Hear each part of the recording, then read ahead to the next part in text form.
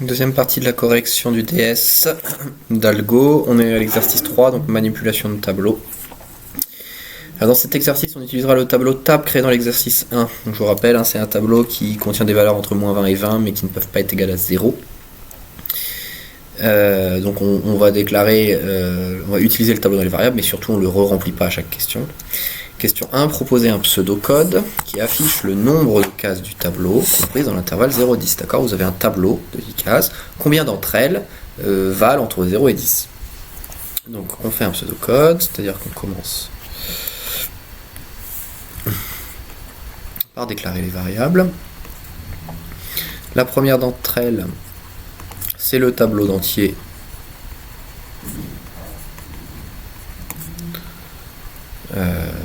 qu'on avait déclaré à l'exercice 1, et ensuite on a besoin du coup d'afficher le nombre de cases du tableau complet dans l'intervalle, donc il va falloir parcourir ces cases. Donc on va avoir besoin d'un compteur de boucle pour parcourir le tableau, et puis je vais avoir besoin d'un compteur pour mémoriser combien j'ai vu de cases qui sont comprises dans le bon intervalle. Donc je vais créer une variable que je vais appeler CPT, qui va être un entier, et qui va être chargé de stocker ce résultat. Peut-être qu'on en rajoutera d'autres, mais je ne pense pas. Donc au niveau du début, donc la première chose c'est initialiser, donc on va initialiser notre compteur à 0, puisque initialement on n'a vu aucune case d'intérêt. Car notre tableau, j'ai dit qu'on n'initialise pas, et puis la variable tab qui est la variable de boucle, j'ai pas besoin de l'initialiser non plus, puisque je vais faire une boucle pour. Donc pourquoi une boucle pour? Parce que je vais parcourir mon tableau, donc pour i allant de 0 à 9, d'accord, pour m'arrêter à la dernière case du tableau. Voilà, et donc je veux compter le nombre de cases qui sont entre 0 et 10. Donc il faut que je regarde, est-ce que la case i est entre 0 et 10? Pour ça, je me pose la question, est-ce que la case i est entre 0 et 10? Autrement dit, est-ce qu'elle est plus grande que 0? Et est-ce qu'elle est également plus petite que 10? D'accord, il faut les deux. Il faut que, pour être compris entre 0 et 10, il faut être au moins égal à 0, mais pas plus grand que 9. Et si c'est le cas, eh bien je vais simplement incrémenter mon compteur pour dire, bah ouais, j'ai trouvé une case qui répond aux critères. J'ai fini le parcours de mon tableau, et on me demande d'afficher, donc il me suffit à la fin d'afficher mon compteur. Et on a... Oula, pardon. Et on a fini, c'est-à-dire que là maintenant je mets mon fin qui est là, et mon algorithme est terminé. Mon algorithme il parcourt bien chaque case du tableau, d'accord, c'est ce qui est en vert, et pour chacune d'entre elles il regarde est-ce qu'elle est plus grande que 0 et plus petite que 10, et si c'est le cas on incrémente compteur. Voilà pour cette question.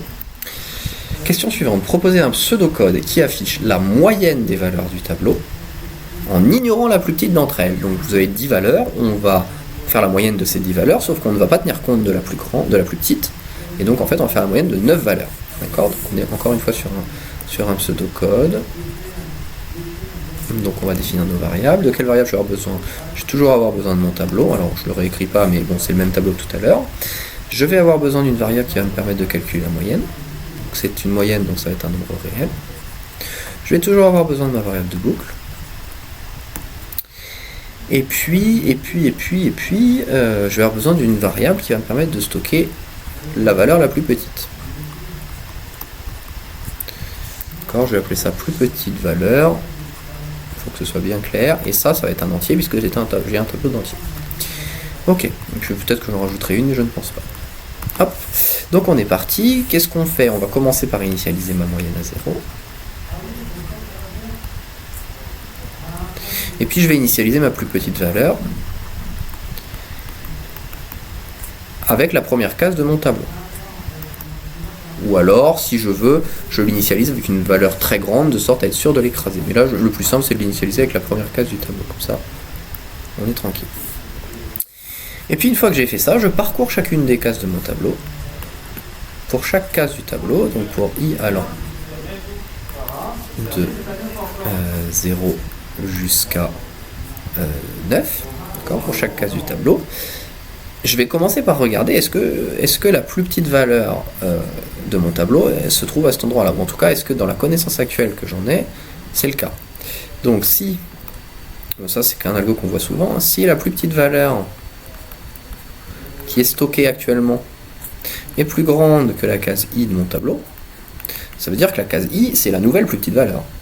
Donc je l'écris. La plus petite valeur.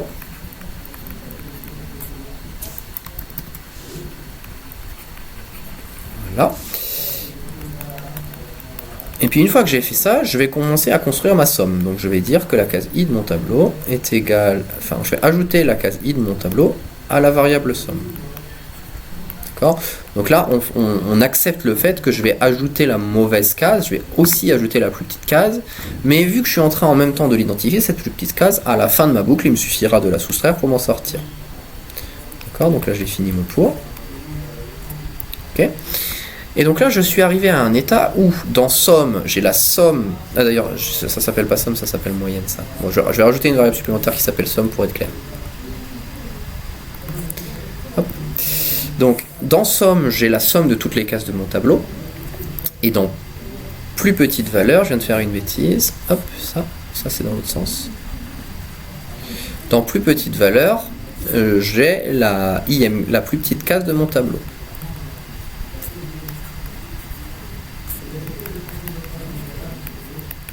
Voilà. Donc il me reste deux choses à faire. Il me reste à soustraire de somme la plus petite case de mon tableau. Donc ça c'est facile. Je dis que somme c'est égal à somme moins la plus petite valeur. Et puis enfin, il me reste à calculer ma moyenne comme étant égale à ma somme que je divise par le nombre de cases concernées, c'est-à-dire non pas 10 mais 9. Pourquoi pas 10 ? Parce que j'ai supprimé la plus petite valeur. Donc si je divise par 10, j'ai pas la bonne moyenne. Et pour finir, j'affiche ma moyenne. Ok ? Je vais dézoomer un tout petit peu pour ceux qui veulent avoir une vue d'ensemble. Hop. Et pour finir, il me reste à mettre la fin ici. Je répète, hein, on a commencé dans la boucle verte par identifier la plus petite valeur et faire la somme de toutes les cases du tableau. Donc j'ai bien changé la couleur pour dire qu'en fait dans la même boucle on fait deux actions différentes. Et puis à la fin de la boucle, je soustrais à ma somme la plus petite valeur et je calcule ma moyenne comme étant égale à la somme divisée par le nombre de cases concernées, c'est-à-dire 9. Question 3. Proposer un pseudocode qui affiche le plus grand écart de valeur entre deux cases différentes du tableau. Donc c'est-à-dire en fait qui va afficher la différence entre la plus petite case et la plus grande case. D'accord ? Je vais faire la plus grande case moins la plus petite case et ça nécessairement ce sera le plus grand écart de valeur. Ce qui veut dire que dans mes variables, j'ai besoin du plus petit, j'ai aussi besoin du plus grand, qui vont être des entiers. J'ai besoin de mon tableau, toujours. Je ne réécris pas, mais c'est un tableau d'entier. Je vais avoir besoin de ma variable de boucle pour parcourir mon tableau. Et puis, qui affiche le plus grand écart. Donc on va créer une variable écart, qui va être un entier, puisque c'est la différence entre deux entiers. Alors, concernant mon algorithme, le plus simple, en fait, ça va être de parcourir mon tableau, et dans la même boucle, de chercher à la fois la plus petite valeur et la plus grande valeur. D'accord ? Même algo que la question précédente, sauf que je vais le faire deux fois, une fois pour le plus petit, une fois pour le plus grand. Pour ça, j'initialise mes deux variables avec la première case du tableau.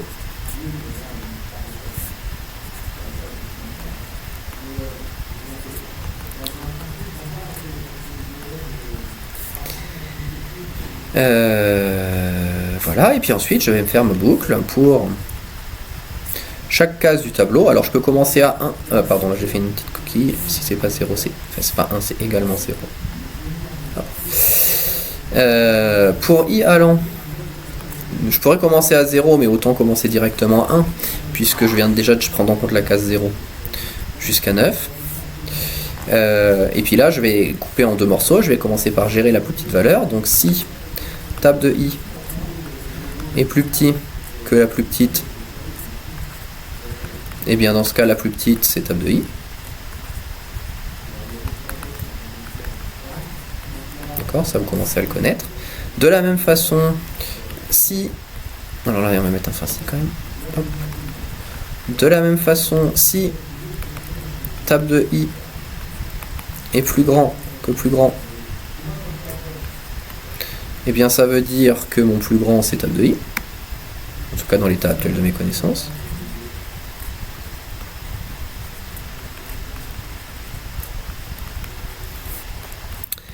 Et une fois que j'ai fini cette boucle, c'est-à-dire maintenant, tac,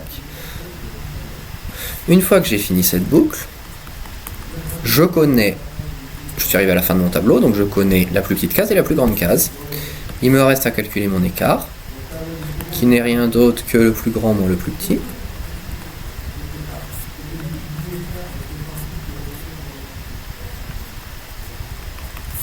Et enfin, à afficher mon écart. Alors mon autre ordi s'est mis en veille, donc je vais prendre une minute pour le rallumer, pour voir l'énoncé. En tout cas, c'est la fin de cette question.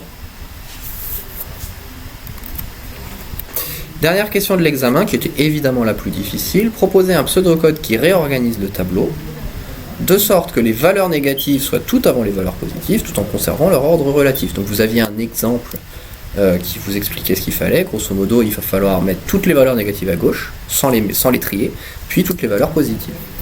Donc, ce que je vous propose, alors il y avait plein de façons de le faire, cet algo, je vous en propose une. On va utiliser deux tableaux. D'accord, les deux, ce seront deux tableaux d'entiers, de 10 cases.